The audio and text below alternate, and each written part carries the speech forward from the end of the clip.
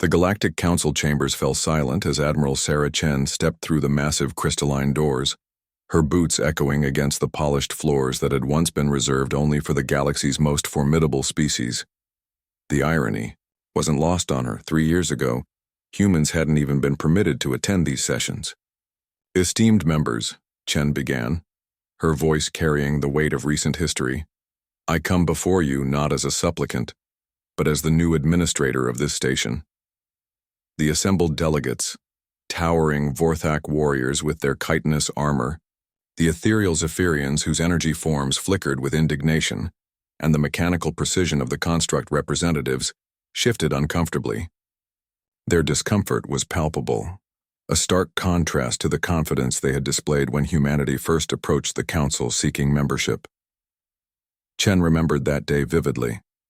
She had been a junior officer then, standing behind Ambassador Martinez as the council's judgment was delivered with dismissive certainty. "Humans are biologically inadequate for galactic warfare," High Counselor Thexvar had declared, his massive form casting shadows across the chamber. "Your species lacks the natural armor of the Vorthak, the energy manipulation of the Zephyrians, and the technological integration of the constructs. You break too easily, bleed too readily, and die from wounds that would merely inconvenience a proper warrior species." The other council members had nodded in agreement. Humanity's application for military partnership was rejected unanimously. They were deemed suitable only for menial tasks, resource extraction, agricultural support, perhaps some basic manufacturing under alien supervision. But humans, as the galaxy would soon learn, had a peculiar relationship with being underestimated. The first sign of trouble for the Council came when the Helios Mining Consortium, a human-operated venture in the Outer Rim, reported unusual efficiency rates. What should have taken decades of excavation was completed in months. The humans had somehow convinced the notoriously xenophobic Krill to not only allow their presence but to actively assist in the mining operations. "They showed us something we had never seen," the Krill ambassador later testified.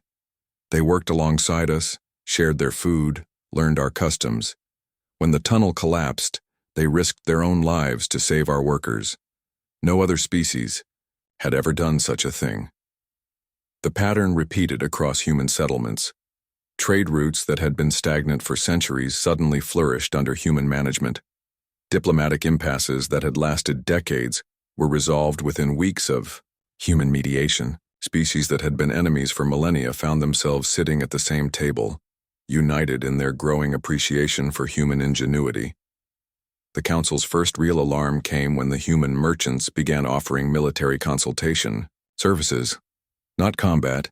Humans were still deemed too fragile for actual warfare, but strategic planning, logistics, and something they called asymmetric solutions. High Counselor Thexvar himself had been skeptical when the rebellious outer colonies hired human advisors. The colonies were a persistent thorn in Council authority, but their resources were protected by treacherous asteroid fields and automated defense grids that made conventional assault prohibitively expensive. The humans studied the situation for 6 months. When they finally acted, it wasn't with massive fleets or overwhelming firepower. Instead, they sent a single ship, a converted freight hauler crewed by 12 humans. The rebels surrendered within a week. How? Thexvar had demanded when the human advisor, a quiet woman named Dr. Rachel Kim, presented her after-action report. "We talked to them," Dr. Kim had replied simply. "Turns out they weren't really rebelling against council authority. They were rebelling against feeling ignored and unrepresented. We helped them draft a petition for autonomous governance, set up communication channels with council representatives, and established trade agreements that gave them economic independence while maintaining political ties." The council members stared at her in bewilderment. "But the defense grids?" asked the Zephyrian representative. "The automated sentries?" "Oh, those were never the real problem," Dr. Kim continued. "The colonists were scared of being invaded, so they built defenses. Once they felt secure and heard, they voluntarily deactivated them. Fear makes people do terrible things. Remove the fear." She shrugged. "Within 2 years, Human consultants were resolving conflicts throughout the galaxy. They possessed an uncanny ability to identify the underlying causes of disputes, usually miscommunication, unmet needs, or historical grievances that had been allowed to fester. The Council's military became increasingly irrelevant.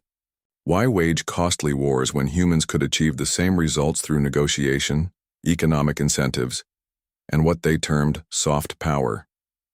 The final blow came during the Andromeda Crisis. When the extragalactic devourers arrived, a species of pure aggression that consumed everything in their path, the Council's combined fleets proved inadequate. The enemy's regenerative capabilities and adaptive technology rendered conventional weapons useless. Humanity's response was characteristically unconventional. Instead of meeting force with force, human scientists worked around the clock to understand devourer biology. They discovered that the aliens weren't evil. They were starving, driven to consume by a genetic condition that prevented them from processing most forms of matter. While Council fleets engaged in futile battles, human diplomats made contact. They offered the devourers synthetic nutrients that could satisfy their hunger without requiring the destruction of inhabited worlds. The war ended not with victory or defeat, but with the most unlikely alliance in galactic history. Now, as Admiral Chen surveyed the Council chamber, she reflected on how completely the galaxy had transformed.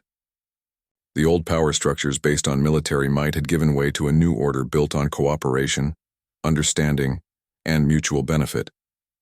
The transition of authority will begin immediately, Chen announced. But I want to assure you all, this isn't a conquest. It's an evolution. The age of ruling through fear is over. Welcome to the age of ruling through friendship. High Counselor Thexvar, his pride finally broken, asked the question that had haunted him for years. How did you do it? How did such a fragile species conquer the galaxy without firing a shot? Chen smiled, the expression somehow both gentle and triumphant. You were right about us being fragile, but you missed something crucial. Our fragility taught us empathy. We break easily, so we learn to heal. We die readily, so we learn to preserve life. We bleed, so we learn to stop others from bleeding. She paused, letting her words sink. Thomas, you built your strength on what you could destroy. We built ours on what we could save. In the end, the galaxy chose salvation over destruction. And that's why we're standing here today. The chamber remained silent as the implications settled over the assembled delegates. The age of the warrior species was ending, not with violence, but with the quiet revolution of those too fragile to fight and too human to stop caring.